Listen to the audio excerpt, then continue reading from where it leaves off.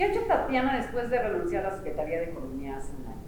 Pues lo primero que hice fue como ir a reencontrarme con mi casa, y cuando digo con mi casa, con la familia, reacomodar cosas. Yo decía, me fui en octubre y me di el tiempo al Guadalupe Reyes, ¿no? Que pasara Guadalupe Reyes en ese reacomodo. Entonces ahí di 2 o 3 conferencias y acomodar la casa. Y después de eso, a lo que me he dedicado es a lo que he hecho, históricamente, ¿no? Escribo editoriales, he dado conferencias, doy cursos que tienen que ver con todo el tema de cómo lograr mejores resultados en la vida, en diferentes áreas, pues regresé a mi casa. En una entrevista pasada platicamos sobre la situación con tus hijos, ¿no? Que decían, ay, no, también te necesitamos. ¿Cómo retomaste otra vez esa relación con tus hijos, como la mamá, de ir, venir con ellos?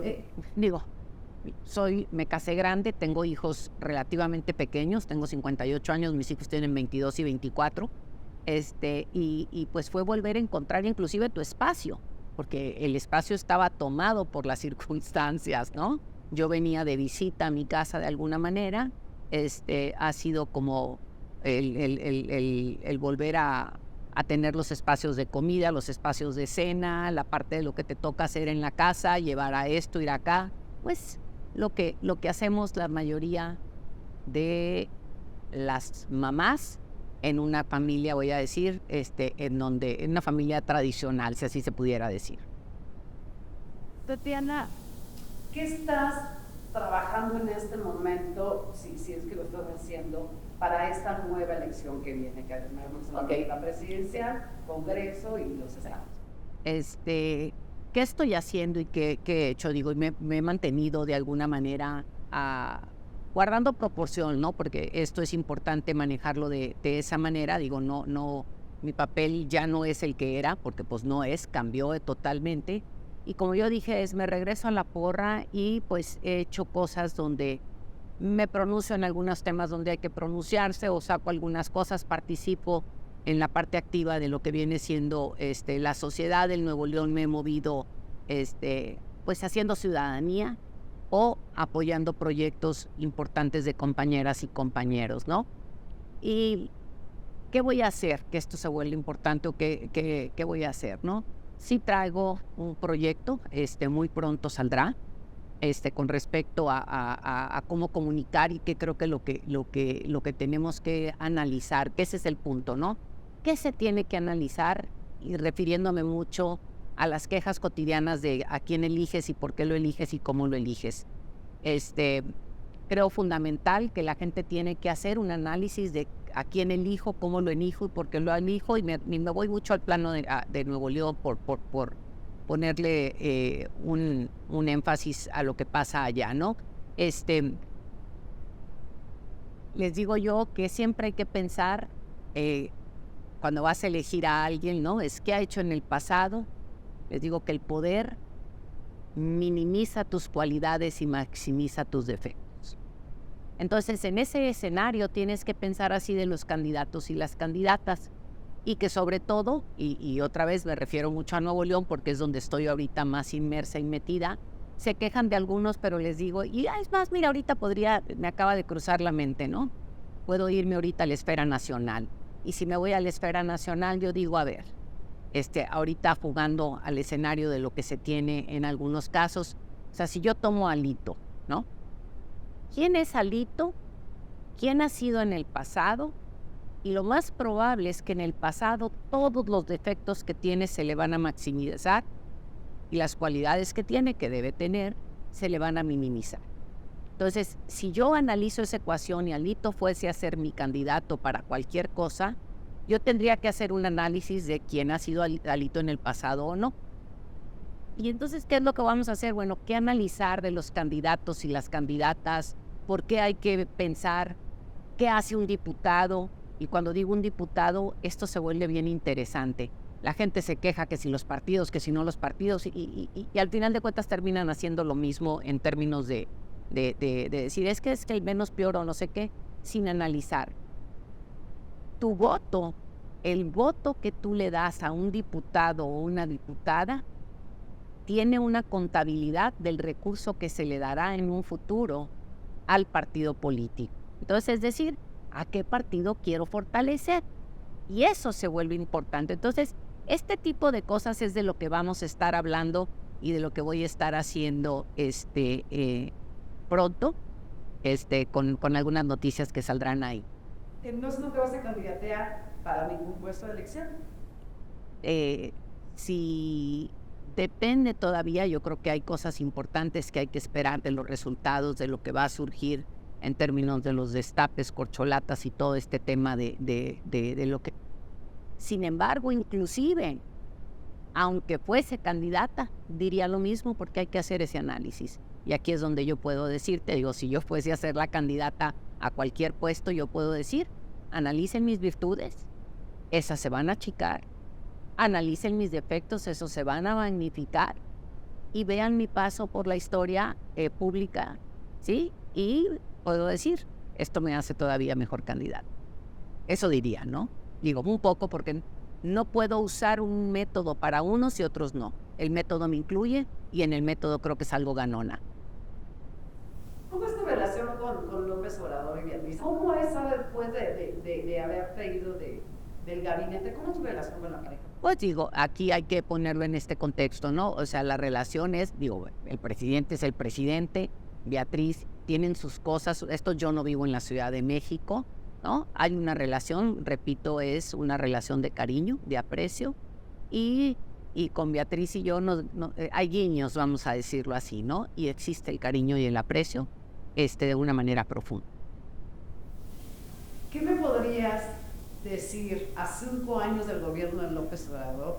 ¿Cuáles han sido los grandes aciertos de López Obrador de esta cuadra? Fíjate, cosas que veo muy, muy importantes. Una de ellas, digo yo, la modificación al cuarto constitucional que propuso Andrés Manuel. La modificación al cuarto constitucional en donde convierte en derechos el tema de la pensión de adultos mayores y el tema de la pensión de niños y niñas con discapacidad o con necesidades especiales. Yo creo que esto cambia la vida de una familia de forma importantísima.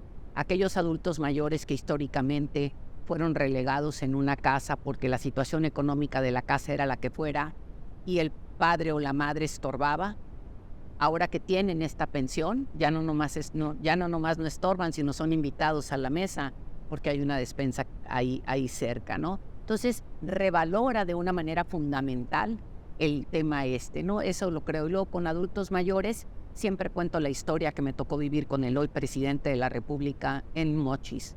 Estábamos en campaña en un cierre, en un meeting.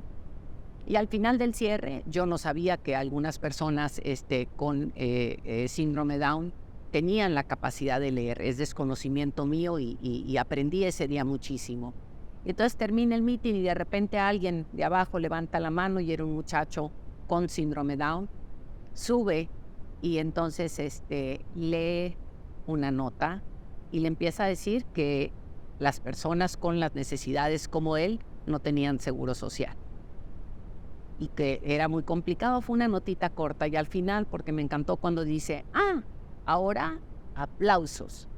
Entonces, Andrés Manuel, candidato, dice en ese momento que él se compromete a que si llegaba a la presidencia de la República iba a hacer algo para que esos niños y esas niñas recibieran un tipo de apoyo, y lo cumplió. Entonces, para mí esto me parece fundamental como uno de los cambios y de los logros del gobierno importantísimos. 2, y que parecería muy trillado, la mirada al sur. La mirada al sur, yo recuerdo cuando mi papá fue candidato a la presidencia, se hizo un estudio, y me acuerdo mi papá repetía mucho en los mítines, estaba en Oaxaca, que el promedio de edad en este país, el promedio educativo de este país era 5º año de primaria. Estamos hablando en el 88. 5º año de primaria, ahorita creo que estamos en 3º de secundaria. Es decir, hemos subido 4 lugares en 30 años. Entonces, ¿a dónde voy con esto? Es decir, el hecho de que el presidente, porque todavía hay más diferencias en el sur y en el norte, en términos de economía, no quiero decir de educación, porque una cosa es un título y otra cosa es educación formal. La educación formal no tiene nada que ver con la otra. Y entonces voltea el presidente la mirada al sur y yo lo comparo, no me gusta hacer esta comparación, sin embargo creo que es válida, lo que hizo Vicente Fox en su momento en el Bajío. Vicente, cuando fue presidente de la República, creó infraestructura carretera a lo largo y a lo ancho del Bajío, y esto le dio viabilidad al Bajío para crecer de forma acelerada en los siguientes años. Eso es lo que el presidente de la República hace ahorita con el Transísmico y con el Tren Maya. La cara que va a cambiar, o sea, no vemos ahorita los beneficios que va a haber en todo esto, ya se empiezan a ver y todo con el empleo pleno y todo lo demás, pero no estamos imaginando este desdoblamiento que vendrá, que no es mañana, es pasado. Entonces lo pongo un poco en el tiempo. Esto me parece uno de los cambios fundamentales de lo que hizo o de lo que ha hecho el hoy presidente de la República a 5 años de gobierno. Otra de las cosas, el hecho también de haber puesto en la zona fronteriza una zona especial, cuando se presentan los números del desarrollo que se da en la zona fronteriza con los beneficios fiscales, es enorme, y esto ha hecho que la zona se desarrolle, y así lo vemos ahorita con todo lo del nearshoring. Por otro lado, otro de los temas, el outsourcing, ¿no? La modificación a esta ley, y lo cuento porque ya habiendo salido de la secretaría, llegó un domingo a una gasolinera y me dice un señor: oiga, ¿usted es Tatiana Cloutier? Sí, señor. Oiga, nosotros estamos muy contentos. Dice, yo tengo trabajando en esta gasolinera o en esta compañía más de 14 años, dice, y jamás había recibido una repartición de utilidades. Es la primera vez, mira, me pongo chinita, me dijo, es la primera vez que la recibo, y gracias al presidente López Obrador. Por eso no lo... Me conmoví de una manera por lo trágico y por lo que significa. Me dijo, si lo ve, dígale que gracias. Entonces, esto del outsourcing se vuelve, y de la repartición del PTU de manera generalizada, porque todos y todas son incluidos, es una cosa que no tiene, o sea, no tiene una manera de valorarse. Y yo recuerdo mucho otra vez, y voy a meter a mi papá.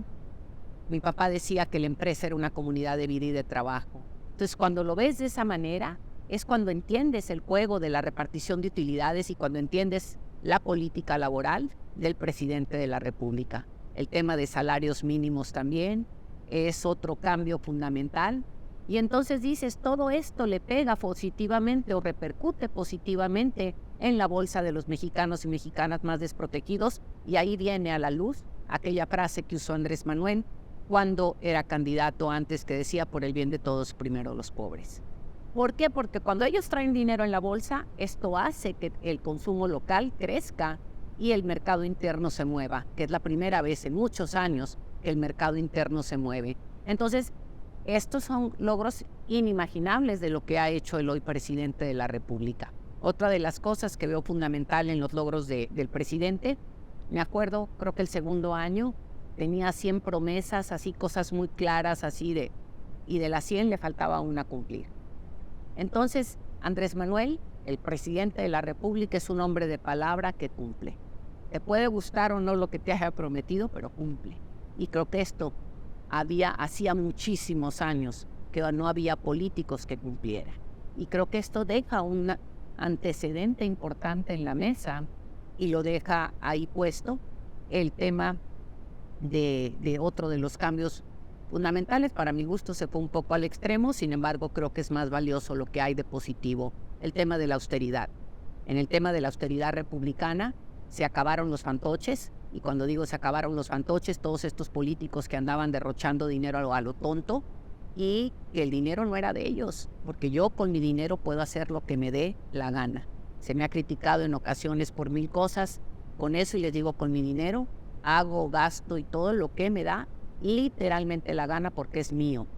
Aquí voy con el dinero del pueblo mexicano. El dinero del pueblo mexicano se cuida, se invierte bien y sobre todo no se malgasta ni se le restrega a nadie en la cara. Y eso es lo que habían hecho los políticos a lo largo de la historia. Excesos de guaruras, ya no me acuerdo ni cuántos tenía el ex procurador que anda ahora con el caso Ayotzinapa embroncado. Veíamos estos desplantes que llegabas y quitaban todo aquel correr para que haz de cuenta que iba a llegar no sé quién. Y esa parte tiene un mensaje muy grande. Tiene un mensaje muy grande porque empieza a hacer que creemos una conciencia hacia el interior, pero también que empecemos a ver a los servidores públicos a los ojos y a la cara. Y cuando yo empiezo a ver a un servidor público a los ojos y a la cara, y donde yo le digo, me tienes que atender porque a ti te pago yo con mis impuestos, esto cambia. Y esto nos lo ha hecho ver el hoy presidente de la red. Entonces, y otra más, yo recuerdo también, y voy a volver a hacer referencia a Maquio, cuando mi papá decía, necesitamos politizar a la gente, etcétera. Los partidos políticos salían a capacitar, a politizar. El INE medio hacía su chamba con anuncios o no, o el IFE, como le queramos llamar, como se llamaba antes o después. Y no había habido, o sea, en no sé cuántos años, en 50 años no pudimos politizar este país. Andrés Manuel, hoy presidente de la República, lo ha hecho en un abrir y cerrar de ojos con el tema de hacer que todo México, o voy a decir el 90% de los mexicanos y mexicanas, puedes estar a favor o no de lo que él hace o no, pero tiene dentro de su conciencia la politización y el interés en lo que pasa en el quehacer público. Creo que estos son como cosas, bueno, y podría hablar de la parte muy linda, que es la parte que hace Alejandra Frausto, toda la parte de la cultura. Aparte de la cultura ha sido, yo creo que el sacar la raíz de nuestro pueblo mexicano a través del arte, a través de la cultura, a través de las expresiones más lindas del ser humano, donde se encuentra en un lenguaje común, que es la cultura. Alejandra ha hecho un trabajo extraordinario, ¿sí? Y bueno, todo lo que Chapultepec, que pues a quién le queda la menor duda de todo lo que se está haciendo en el Parque Chapultepec. La jefa de gobierno anteriormente estuvo manejando y enseñando algunas cosas importantes que sucedían y que cómo se está remodelando todo eso. Ahora le tocará a Martí finiquitar esto con el gobierno federal. Y luego vemos el castillo de Chapultepec. El castillo de Chapultepec, Los Pinos, ¿no? Vemos Los Pinos y Los Pinos se ha vuelto un lugar vivo. Los Pinos tiene vida. Los Pinos no es el lugar aquel lejano en donde no podíamos acercarnos, porque no. Y le han dado una vida cultural, social, hermosa, y donde el lugar es disfrutable para hacer crecer esta parte de lo que es Chapultepec, y ya no digamos todo lo que Alejandra ha hecho en términos muy importantes. Entonces creo que estas son como algunas cosas muy valiosas que pudiera poner hoy en la mesa. En el 2018 te pregunté, ¿cómo ves en 6 años después del gobierno de López Obrador, cómo ves a México? Y me dijiste, yo espero ver un México justo y sin corrupción. ¿Se va a cumplir ese detalle? La justicia se está dando, y lo pongo, la justicia desde el punto de vista económico-social, no desde la justicia desde las leyes. Y aquí me dejo al Poder Judicial de un momento por un lado, porque tengo una hija abogada, por cierto, y cada vez y cada historia que cuenta, y esto lo hablo a todos los niveles, no es algo privativo, ¿no? El Poder Judicial se mueve a pasos, ¿no? Es un tema que viene acarreándose de mucho tiempo y de muchos lados, etcétera. Entonces tiene su lentitud y su proceso, y creo que a la justicia le falta velocidad, ¿no? Pero ese no es el tema que le corresponde al presidente de la República. Si con todo esto que te dije yo no vemos que la cancha se empieza a nivelar, yo creo que la cancha se empieza a nivelar. ¿Y qué hizo el presidente de la República? Indirectamente, por conveniencia no de él, sino de los opositores, de los que se quejan, etcétera. El presidente de la República nos enseñó a los mexicanos y mexicanas varias cosas. Uno, al que se sentía que no valía, a que tiene dignidad y a que vale. Al que se sentía que era superior, ¿sí? Lo hizo entender que aunque sea por conveniencia tenía que tratar diferente a los que tenían menos. Entonces, en ese sentido, veo una cancha mucho más nivelada, y veo que el empresariado mexicano, en forma generalizada, ha tomado una conciencia que no tenía de entrar en una cuestión social. Repito, no sé si porque lo cree o porque le conviene, no me importa y no estoy aquí para juzgarlo, pero se están moviendo a tender un brazo, a ser socialmente más responsables y entender que la riqueza tiene que ser distribuida de una manera distinta, porque las grandes desigualdades que hemos tenido a lo largo y a lo ancho de la historia mexicana no han sido positivas. ¿Sí? Cambiando un poquito de tema, Tatiana, viene ya una elección presidencial, ¿no? ¿Qué piensas de los corcholatas? ¿Quién es tu corcholata preferida? Yo he dicho que no voy a decir, ¿no? Les digo, el otro día saqué y se enojaron mucho, subí un tuit con una cantidad de corcholatas de diferentes refrescos, ¿no? Y se enojaron muchos, ¿no? Me parece que es un tema que no me corresponde, o sea, no es sano que yo dé una opinión, no porque yo sea Juan Camaney ni mucho menos, pero pues creo que no es sano el expresar una opinión.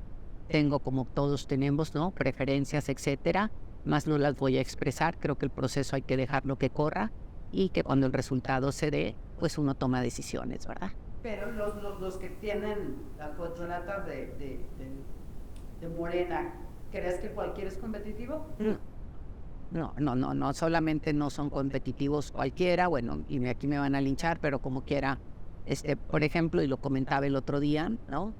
No entendí, y aquí entendiendo que va una coalición, me parece que el verde le resta mucho, y es entrar en un juego perverso, en donde parecería que no ha pasado nada con el verde, y el niño verde pues no tiene nada que hacer en las corcholatas, ¿no?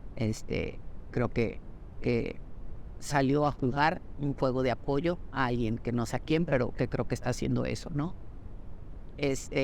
Alguien hablaba del fenómeno Fernández Noroña. Tengo un aprecio enorme por Fernández Noroña. Ha sido un legislador, compañero legislador, extremadamente bueno. Ha sido combatiente. Sin embargo, no creo que sea competitivo a los niveles de entrar a una contienda de esta naturaleza. Sin embargo, creo que ha abierto un campo muy importante y se ha hecho un nicho importante. Y pues entre los otros tres, no sé qué tan competitivos, digo, las encuestas las ves que se mueven de un día de una manera, otros días de otro, depende de dónde estés y depende para quién, etcétera. Pero creo que la contienda, más que todo, termina estando entre dos o tres. Okay. ¿Qué piensas del frente opositor, lo que está pasando con estos partidos que hicieron una alianza? Pues, primero, en Nuevo León tuvimos una mesa de discusión con respecto al frente opositor, y primero que nada, digo, estuve hace unos días con Javier Corral y platicábamos pues la vergüenza del frente opositor, y aquí lo voy a contextualizar en varios lados. Un analista político en Monterrey decía, ¿sí?, que si hacemos un análisis de las 17 procesos electorales que han jugado juntos, el gran perdedor es el PAN, porque no ha ganado nada, o sea, ganó Maru, ¿sí? Y luego dice, el PRI se quedó con 2, que no necesitaba el PAN para quedarse con ellas. Entonces dices, de 17, 3 quiere decir que el frente no ha sido un buen resultado. El PRD no existe, es una sigla con 4 gentes o 7, no me acuerdo. 7 caras me refiero, que son las que aparecen cuando se necesita y donde se necesita, para gritar, levantar la mano, y entonces digo, el frente, si el PAN, y voy a hablar del PAN ahorita, si el PAN entendiera que le resta más el PRI el voto por sí mismo, creo que se parecen más MC y el PAN, creo, que hubieran tenido más de alianzas, por lo menos hubiera sido más entendible, si así lo pudiera poner, ahorita con el tipo de gobernadores que tienen, ¿no? A eso me estoy refiriendo. Y en la gama de candidatos y candidatas que han querido presentar, fue primero, o sea, algo pasó entre ellos, que pues primero, pues Lili dijo 50 preguntas, o sea, Lili quería hacer un examen, ¿sí?, de no sé qué tipo, pero Lili ya fue la primera que se bajó. Entonces dices, bueno, pues ahora la que andaba brava resulta que resultó más gatito que león, ¿no? O que fiera, porque se andaba poniendo muy fierito. Luego tienes a otro que se bajó, ¿cómo se llama? Se bajó, que, híjole, se acaba de bajar alguien más ahorita y decía que porque no veía condiciones, y hacía una serie de preguntas también. y decía que el proceso que no tenía dudas legales y de Estado de Derecho, o sea, y ahí luego continúan. Se acaba de bajar Gurría, que nunca le di posibilidades, ¿no? Gurría, la verdad, era un chiste mal contado. Luego, pues quienes están ahorita, queda, bueno, Santiago. Les digo que, como voy a usar la frase de el hermoso Javier Sicilia, que dice que el silencio también es palabra. Creo que Santiago da un silencio, ¿no? Luego tienes a Enrique Lamadrid, que fue a Monterrey, me tocó allá verlo en Monterrey, y creo que Enrique Lamadrid da para ser presidente de un club privado, ¿no? Y con eso no le quito mérito, digo, nomás sí, pero te digo, hay que poner las cosas en perspectiva. Y luego, bueno, Silvano, por favor, digo, Silvano debería estar en el bote, según yo, no lo sé. A lo mejor me va a meter al bote, me va a demandar por ello, pero creo que ahí es donde debería de estar y creo que es muy evidente. Me tocó ir a Michoacán y me platicaban de unas escenas que se tomaron de la Casa de Gobierno, en donde tenías no solamente lujos impresionantes, sino también lugares secretos y, o sea, cosas muy raras en la Casa de Gobierno de Michoacán, que la gran pregunta es qué se escondía, como para tenerte que esconder, vaya la redundancia aquí. Y no es casualidad que ahí haya existido las autodefensas y toda la historia que conocemos de Michoacán. Entonces creo que pues este hombre no tiene, digo, no solamente no posibilidades, sino es medio ridículo el querer entrar. O sea, habría que entrar, porque una cosa es decir, quiero ser senador, y es válido, es validísimo. Y entonces haces un espectro de decir, vamos a hacer un frente amplio para que Morena no tenga, que eso es lo que quieren, Morena no tenga mayoría. Y es muy diferente porque lo presentas desde otra perspectiva, que crean que pueden ser candidatos a la presidencia de la República. Y bueno, y ahora tienes esta moda que acaba de salir ahorita, que es Xochitl, ¿no? Entonces voy a dejar a los personajes, por decirlo así, de lado, y me voy a ir al fondo, porque el fondo es el que importa. ¿Qué hizo la oposición a lo largo de estos 5 años? La oposición a lo largo de estos 5 años, y muy triste, porque la verdad es que un país requiere oposición para tener pesos y contrapesos.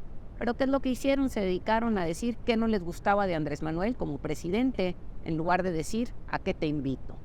Yo les digo, cuando a mí me dices no quiero esto, no quiero el otro, no quiero el otro, no me gusta, no esto, ¿a qué me estás invitando? Y yo digo que al electorado hay que invitársele a algo y no decirle no ese y no ese. Y eso es lo que se dedicaron a hacer. Entonces, pues eso es lo que tenemos frente a nosotros hoy en día. La ruptura del PRI. Eso entra, cuando me hablabas tú del frente opositor, yo esto lo meto en otra categoría, ¿no? Veo como la parte próxima de lo que se hará en una serie de Netflix. ¿Por qué? Porque, imagínate tú, digo, Claudia Ruiz Massieu, Osorio Chong y dos senadores más se salen, pero voy a hablar de Osorio Chong, cara, ¿sí? Se salen y dicen que con Alito no, digo, eso es lo que están diciendo, ¿no? Con Alito no, y la gran pregunta es ¿por qué? Yo me imagino que porque Alito o no reparte, o porque Alito no es tan corrupto con ellos, o es más corrupto. O sea, no sé por qué, o dónde está la cosa cuando estoy poniendo a Osorio con Alito, ¿verdad? Y luego van y arman. Pues, por eso digo que da para serie de Netflix. ¿Cómo le llaman a la nueva organización esta? Congruencia por México. Iba a decir una grosería, pero luego mi marido me regaña. Pero digo, Congruencia por México. O sea, ¿en qué momento Osorio Chong tuvo congruencia por este país? ¿En qué momento Osorio Chong dio una batalla por la congruencia a favor del país? Porque ha sido congruente con lo que ha hecho en términos de otras cosas que no vengo a hablar de él hoy aquí, ¿no? Entonces, creo que un derrumbe, una desorientación de qué es lo que nos está pasando. Y por otro lado, ya bueno, por lo menos MC estaba agachado como diciendo yo no voy a salir de aquí no me volteen a ver, no me volteen a ver, pero ya dijo, bueno, yo compro tiempo, hasta diciembre hablamos, ¿no? Ya dijo algo, por lo menos ya sabemos que está escondido hasta diciembre, ¿no? Habrá que ver qué va a pasar con estos que se fueron, qué van a hacer, a dónde van a ir, y la otra es si en el análisis de aquí va parejo para todos los partidos políticos, si alguien les daría cabida. Si no fueras funcionaria, ¿te volverías a aventar ese tiro de meterte a llevar una campaña? Yo les digo varias cosas, aquí es, ¿no? Para poder, y yo no fui jefa de campaña como tal, fui la vocera del presidente, vamos siendo, ¿sí? Y en ese sentido, para tú poder, o sea, voy a poner, y lo voy a hacer mercadotécnicamente que no me gusta, ¿no? El producto tiene que ser vendible, ¿sí? Y el producto, si así lo llamamos, o sea, el proyecto que el presidente traía en manos y que está, ¿sí? Era muy vendible, ¿sí? Andrés Manuel no tiene con la que le pisen, no se le ha, a lo largo del tiempo no le han podido encontrar algo para decir A, B, C, D, F, G. Entonces eso era muy fácil salir y dar la cara, ¿no? Tenía clarísimo el proyecto, teníamos frente a nosotros, pues, imagínate a Naya, Mit, Margarita y el Bronco, ¿no? Entonces dices, pues, por favor. Entonces, había mucho a qué salir, invitar a la gente e inspirarla, y en ese sentido, eso inspira a inspirar. Entonces habrá que ver si te digo, he tenido la fortuna o el gusto, la gracia o la bendición, como le queramos poner, de siempre trabajar a partir de proyectos que me inspiran, ¿sí? Entonces eso tendría que suceder para hacerlo. Y creo que normalmente, porque ya lo hice una vez en San Pedro Garza García, hice una campaña, mi campaña, y hicimos una campaña muy linda, una campaña muy alegre, una campaña muy padre. ¿Por qué?